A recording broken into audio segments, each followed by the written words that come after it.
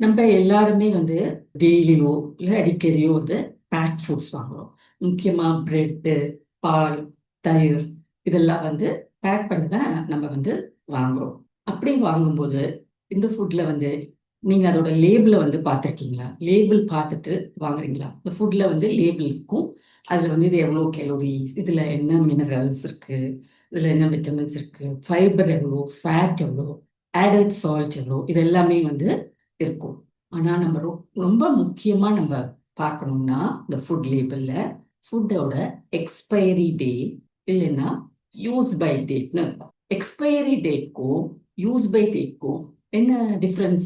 Expiry date June 11 அப்படின்னு போட்டிருந்தா அந்த ப்ராடக்டை நிச்சயமா நம்ம வந்து ஜூன் 11க்கு மேல யூஸ் பண்ணக்கூடாது. அப்படி அது சாப்பிட்டா நமக்கு வந்து ஏதாவது இன்டைஜஷன் ப்ராப்ளம், டயரியா, வாமிட்டிங் அந்த மாதிரி ஃபுட் வந்து அதுக்கப்புறமா கெட்டு போயிடும். ஸோ அதை எக்ஸ்பைரி டேட் போட்டிருந்துச்சுன்னா அந்த பர்டிகுலர் டேட்க்கு அப்புறம் அந்த ப்ராடக்டை யூஸ் பண்ணவே கூடாது.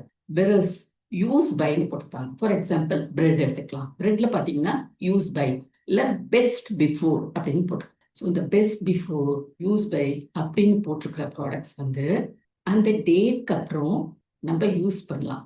ஆனா அதோட ஃப்ளேவர் நல்லா இருக்காது, டேஸ்ட் நல்லா இருக்காது, நியூட்ரியன்ஸும் வந்து ஃபுல் இதுல வந்து இருக்காது, குறைஞ்சிருக்கும், அதோட அளவு வந்து குறைஞ்சிருக்கும். ஆனா அந்த ப்ராடக்ட் வந்து கெட்டு போகல, பட் அதோட டேஸ்ட், ஃப்ளேவர், நியூட்ரியன்ஸ் எல்லாமே வந்து குறைய ஆரம்பிச்சிடும். அந்த டேட்க்கு அப்புறம் வந்து அது கிராஜுவலா குறைய ஆரம்பிச்சிடும். ஸோ நம்ம இந்த மாதிரி மில்க், கர்ட், பிரெட், இன்னும் நிறைய ப்ராடக்ட்ஸ் இருக்கு.